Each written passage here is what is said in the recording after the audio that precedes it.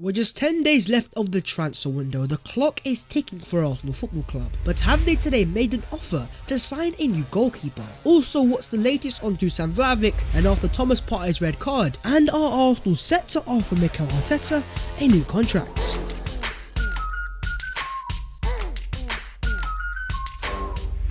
Yo, what is going on, guys? My name is Bows14 and welcome back to your boys channel. Last night didn't quite go to plan. I know it's frustrating, but anyways, we're still here, so smash a like on the video if you enjoy, subscribe to the channel if you are new, and help your boy on his road to 80,000 subscribers. But let's get into the Arsenal news, and starting off with the Arsenal manager. Let's talk Mr. Mikel Arteta. Now, in terms of last year and even at the start of this year, a lot of Arsenal fans were very skeptical and are still skeptical over whether Arteta is the right guy to take Arsenal to the next level. But in terms of Mikel Arteta's Arsenal contract, it expires at the end of next season, and so with that kept in mind, it looks like Arsenal are trying to be proactive, because according to an exclusive from Matt Hughes, he claims that Arsenal are set to offer Mikel Arteta a new contract before the end of the season to prevent the manager entering the final 12 months of his deal. So according to a very decent source, that Arsenal are set to offer Mikel Arteta a 2-year contract extension, and that will be before the end of the season. So in terms of a lot of Arsenal fans that are still very skeptical of Arteta, what they are saying is, let's see what Arteta is doing at the end of the season in terms of Arsenal out of the Carabao Cup,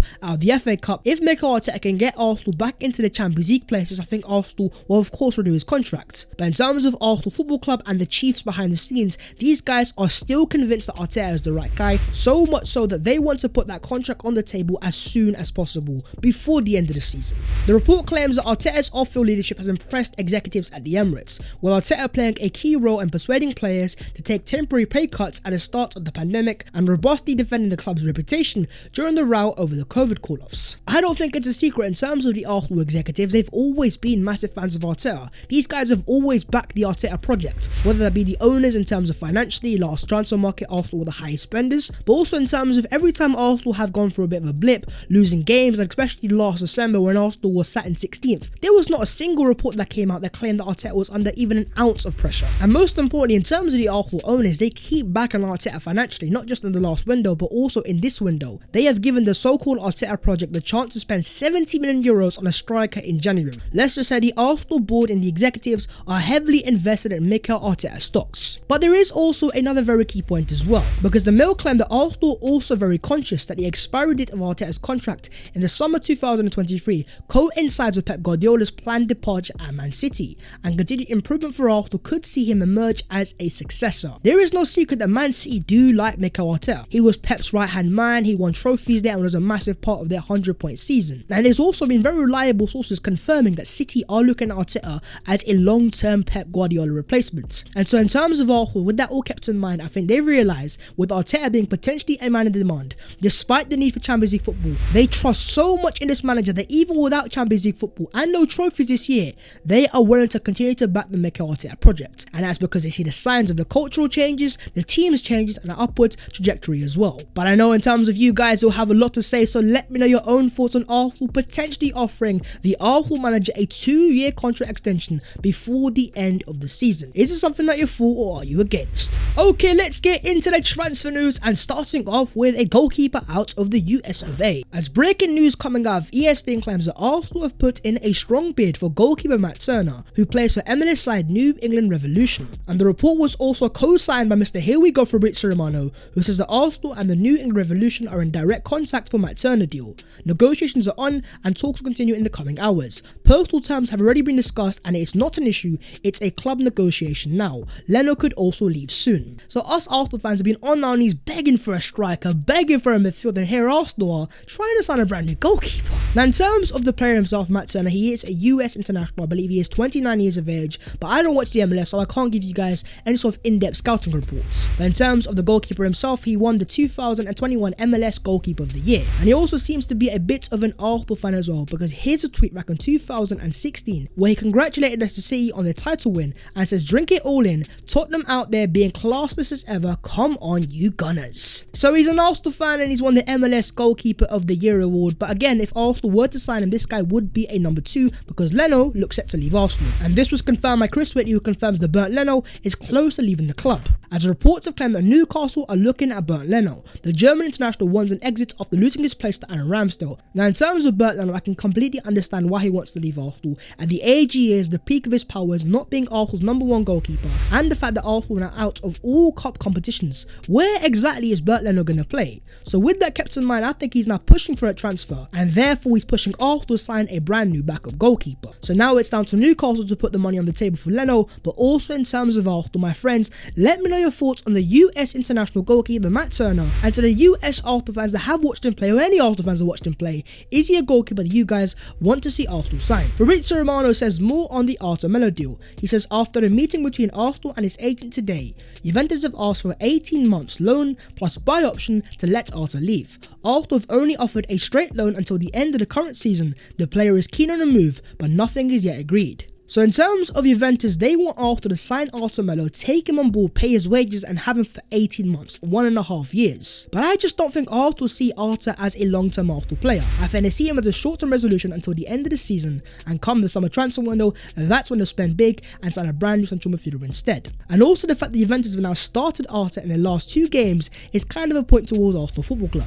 But according to Sky Cavai, Arthur Melo deal to Arsenal is heading in the right direction. Arsenal want to take the player on loan, and Juventus are willing for that to happen. There are discussions at the moment on the length of the loan. Only 10 days left on the transfer window. What on earth are Arsenal going to do? Are they going to give Juventus what they want and sign Arthur Melo on an 18-month contract, and at the same time also commit to his very hefty wages? As per my friends, let me know your own thoughts on Arthur Melo, and do you guys want to see Arsenal sign him on an 18-month loan deal? According to the reliable Sami Mokbel, Pierre-Emerick Aubameyang is subject to a loan proposal from Al Hilal, with the Saudi club prepared to pay all the strikers £350,000 per week wage, a deal that would be hugely attractive to Arsenal. And also in terms of the player himself, he has confirmed that his heart is absolutely fine and he is in good condition following his medical checks. So great to hear that Pierre is all fine, but in terms of Arsenal Football Club, I keep saying this, if they want to let go of Aubameyang, the wages have always been the massive issue. So if you have this Saudi club willing to pay that sort of money and pay the wages, personally speaking, I don't see why Arsenal don't accept. But if Aubameyang was to leave, of course, Arsenal would need a replacement, and would that be Mr. Dusan Vlahovic? Well, the Fiorentina CEO has been speaking today, and he says some English clubs have asked us for Vlahovic, but there is no agreement. We are here, we are available. There are no updates or communications from Vlahovic or agents. Zero. There are not even contacts with them. It is always the same. So all the reports that have come out in the past few weeks have now been confirmed by the CEO of Fiorentina themselves. They've confirmed not only are there negotiations, but most importantly, the player's agent is simply not picking up calls and there are no contacts. So with that being the case, I won't lie to you guys, I'm just getting sick and tired. And if this is going to happen, get it done. And if not, just get it over with and move on to other targets. Who do these guys think they are to hold big Arsenal Football Club to ransom? Come on now, guys. But talking about alternatives, according to Dharmesh Sheth of Sky Sports News, Arsenal are also casting their eye on Calvert Lewin. It'd be a very difficult deal to do for him in this transfer window, but maybe one to keep an eye on for the rest of this month, and potentially in the summer as well. I've made it no secret, I've always been a massive fan of Calvert Lewin, and I think if Arsenal can't sign Vlahovic, I would be for Arsenal signing Calvert Lewin. Not only is he Premier League proven, but also in terms of profile and build, he is very similar to Dusan Vlahovic. The fact that he's 24 years of age, entering the peak of his powers, and the fact that Everton are in massive disarray, this could be a massive opportunity for Arsenal Football Club. What do you guys make of Mr. Calvert Lewin, and if Arsenal can't sign Dusan Vlahovic, would you guys be happy with the signing of DCL? In terms of Mikel Arteta on the incomings, he says, Edu and the team are working extremely hard to try to get the players that we want. We are on it, but we have no news to give you. But with 10 days left of the transfer window, the clock is ticking, Mr. Edu Gaspar. You're under surveillance. Please, just please, sign some players, get them over the line, and make us happy. Moving on, let's discuss Thomas Partey, Tomiyasu, and the Liverpool results. Arsenal, of course, are out of the Carabao Cup, a 2-0 defeat at the Emirates Stadium. This was a game that your boy was at, and in the first half, the atmosphere was tremendous, but the Arsenal team itself was pretty meh. You could say that Arsenal lost the game on fine margins, but ultimately speaking, that central midfield was once again exposed. And so with that in mind, Arteta did bring on a certain Thomas Partey who was somehow at the game, because as Mikel Arteta confirmed, Partey only landed in London at midday, and then he went straight to the team hotel so he could be involved with the game. So you're telling me they didn't even give Thomas Partey enough time to drop his bags at home, straight from Heathrow Airport, straight to the hotel, and straight into the Arsenal team. And here is a photo of Thomas Partey in that first half, sitting on the Arsenal bench, and just by looking at his face, you can see how knackered and angry and tired he is. But of course, Mikel Arteta threw him on, and long behold, Thomas Partey got himself sent off with 2 yellow cards. And the process, Partey became the 14th player to be sent off for Arsenal under Mikel Arteta. That's at least 6 more red cards than any other Premier League side since his appointment. Last week it was Xhaka, now it's Thomas Partey. Can we just please play with 11 men? But that means Thomas Partey will now be suspended for Arsenal's home game against Burnley on Sunday, following his red card against Liverpool tonight, joining Granit Xhaka on the suspension list. And Mikel Arteta says it's a big loss, so we have to learn from that. We've played the last 3 games with 10 men. But with Partey and Xhaka both out of that game, what on earth are Arsenal going to do on Sunday? Is it going to be the Sambi Lokonga, Odegaard and Smith Rowe midfield 3? Because against Liverpool and other games so far this year, it simply has not worked. Another poor performer was unfortunately Takehiro Tomiyasu, but after the game, Mikel Arteta says, we didn't want him to play, but the moment that he knew that Cedric and Chambers were unavailable,